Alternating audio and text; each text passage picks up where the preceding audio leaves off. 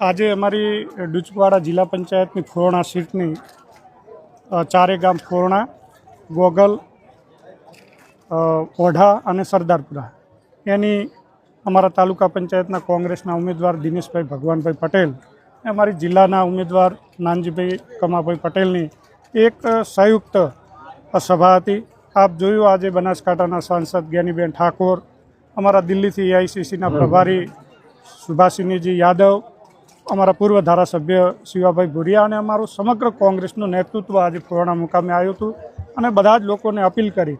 આપ જુઓ કે જે રીતનો ઉત્સાહ છે એ રીતે ચોક્કસ મને વિશ્વાસ છે કે ફોરણા તાલુકા પંચાયતની સીટ ઉપર 18 આલમ બધા જ સમાજો, વડીલો, યુવાનો, માતાઓ, બહેનો સૌ તાલુકા પંચાયતના કોંગ્રેસના ઉમેદવાર દિનેશભાઈ ભગવાનભાઈ પટેલને અને જિલ્લામાં નાનજીભાઈ કમાભાઈ પટેલને ખૂબ જંગી બહુમતીથી જીતાડશે એવો માહોલ પણ છે. આજે જે લોકોએ જાહેર સમર્થન આપ્યું છે એ ચોક્કસ હું કહીશ કે મારા પિતાજી સ્વર્ગસ્થ નફજી બાપુ આ ગામમાં અને આ વિસ્તારમાં જે લોકોની સેવા કરી હતી એનો ચોક્કસ અમને મતદાન કરીને બંને ઉમેદવારોને જીતાડશે. દિનેશભાઈ ખૂબ યુવાન અને ઉત્સાહી ઉમેદવાર છે અને ચોક્કસ તાલુકા પંચાયતમાં ચૂંટાઈને જશે તો આ વિસ્તારનું જે વિકાસના ખામો છે એમાં બંને જિલ્લા પંચાયતના ઉમેદવાર અને તાલુકા પંચાયતના ઉમેદવારો બંને આ વિસ્તારમાં જે બાકી રહેતા કામોને પણ પ્રાધાન્ય આપશે અને ખૂબ ઉત્સાહ છે. અને મારું ગામ છે ત્યારે મેં અપીલ કરી છે કે જે હું ચૂંટણી લડતો હોઉં એ રીતે બંને ઉમેદવારોને કોંગ્રેસના પંજાના નિશાનમાં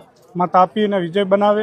વિશેષમાં મીડિયાનો પણ આજે ખૂબ આભાર માનું છું કે આપ સૌએ આપનો સમય લઈને ઉપસ્થિત રહ્યા અને પ્રજાને જે અહીંનો ઉત્સાહ છે ચોક્કસ એ બતાવે છે કે જીત બંને ઉમેદવારો કોંગ્રેસના અમારા બંને ઉમેદવારોને થશે. અને 28મી તારીખે ચેહર માતાજી, ગંગેશ્વર મહાદેવ, ગુરુ મહારાજ પ્રતાપપુરીજી અને ગામખેડાના દેવોના આશીર્વાદથી અમે ચોક્કસ જીત પ્રાપ્ત કરશું. ધન્યવાદ. તાલુકા જિલ્લાની ચૂંટણીમાં વિધાનસભા જેવો માહોલ ચોક્કસ લોકોમાં ઉત્સાહ છે. જ્યારે હંમેશા અમારું ગામ એ કોંગ્રેસ પક્ષને હંમેશા સમર્થન કરે છે અને સ્થાનિક ઉમેદવારો જ્યારે આ તાલુકા જિલ્લા પંચાયતની અંદર પક્ષ કરતાં વ્યક્તિ ઉપર ચૂંટણીઓ લડાતી હોય છે એટલે મને લાગે છે કે બંને જે ઉમેદવારો છે, હું સામેના કોઈ વ્યક્તિઓની ટીકા ટિપ્પણીમાં નથી પડતો, પરંતુ અમારા બંને ઉમેદવારો ખૂબ સારા છે, સજ્જન છે, લોકોની વચ્ચે રહેવાવાળા છે અને લોકોએ કહ્યું છે, અમારા ઘણા બધા કોંગ્રેસ પક્ષના ઉમેદવાર હતા, બધાએ એક સૂર થઈ અને બંને ઉમેદવાર નામ આપ્યા છે એટલે એનો ઉત્સાહ છે અને પ્રજામાં પણ ખૂબ એક કહી શકાય અનેરો ઉત્સાહ દેખાય છે અને મને જીતનો વિશ્વાસ છે. વિસ્તારમાં આપણા પિતાશ્રીનું ખૂબ મોટું યોગદાન છે. ચોક્કસ એ અપીલ મેં પણ કરી હતી, જે મારા ગામ અને આજુબાજુના લોકોને જે વાત કરવી હતી કે જે રીતે સામે પક્ષના ઉમેદવાર છે કે વ્યક્તિગત ક્યાંક ને ક્યાંક અમારી વ્યક્તિગત અમારા ઉપર આક્ષેપો કરવા, અમને ટાર્ગેટ કરવા, એટલે લોકોમાં પણ એની નારાજગી છે. અને જે તાલુકા પંચાયતના ઉમેદવાર છે એ અમારા કોંગ્રેસ પક્ષના એ આખા ગામ આજુબાજુના લોકો સાથે હળીભળીને રહેવાવાળો પરિવાર છે. નાનજીભાઈ પણ તમે જુઓ કે ગાંધીવાદી માણસ છે, ત્યારે બંને ઉમેદવારોને ચોક્કસ પ્રજા મત આપશે. હું ફરીથી પણ વિનંતી કરું છું કે અમે આ ચૂંટણી કોંગ્રેસ પક્ષને પરંતુ અમે બધા જ ટીમ વર્કથી લડી રહ્યા છીએ, ત્યારે લોકો અમને મત આપશે એવો મને આશાવાદ છે. સોની સીટમાં બાબુભાઈ પણ લડે. ચોક્કસ બધી જ તાલુકા પંચાયતની 4 સોનીમાં બાબુભાઈ ચૌધરી છે એ પણ ખૂબ સારી રીતે જીતી રહ્યા છે, એમને પણ જીતાડવા અપીલ કરું છું.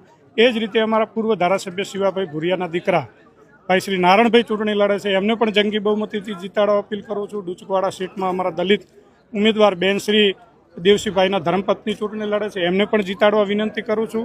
સાથે તાલુકા પંચાયત અહીંમાં દિનેશભાઈ પણ ચૂંટણી લડે છે, એમને પણ અપીલ કરું છું. નજીકની અમારી સીટ ભાઈ શ્રી નરસિંહભાઈ રૈયા જિલ્લા પંચાયત સીટમાં લડે છે, દિયોદર જિલ્લા પંચાયત સીટ બળવંતજી ઠાકોર લડે છે, અમારા જાગીરદાર સમાજના યુવાન રોટીલા સીટ ઉપરથી ભાઈ શ્રી સિદ્ધરાજસિંહજી લડે છે અને કોતરવાડા સીટ ઉપરથી લાલજીભાઈ ઠાકોર લડે છે. એટલે બધા ઉમેદવારોને હું મારા વિસ્તારના લોકોને વિનંતી કરું છું કે આપ કોંગ્રેસ પક્ષને મત આપો અને બધા જ ઉમેદવારોને તાલુકા જિલ્લામાં જીતાડો.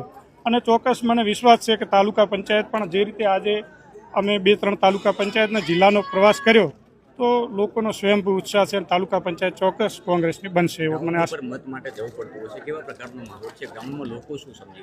ચોક્કસ આ વખતે લોકો ભારતીય જનતા પાર્ટીથી નારાજ છે.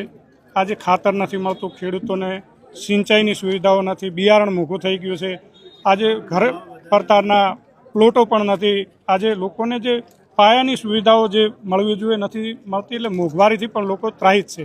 એટલે આ બધા જ મુદ્દાઓ કામ કરશે અને સ્થાનિક મુદ્દાઓ પણ કામ કરશે. અને હું તો માનું છું કે તાલુકા જિલ્લા પંચાયતની અંદર લોકો પક્ષ કરતાં વ્યક્તિને જોઈને મતદાન કરતા હોય છે. એટલે કોંગ્રેસે જે ઉમેદવારો ઊભા રાખ્યા છે બધા જ સમાજના ઉમેદવારોને તક આપી છે. એટલે આનો માહોલ ચોક્કસ આ સીટ ઉપર દેખાય છે.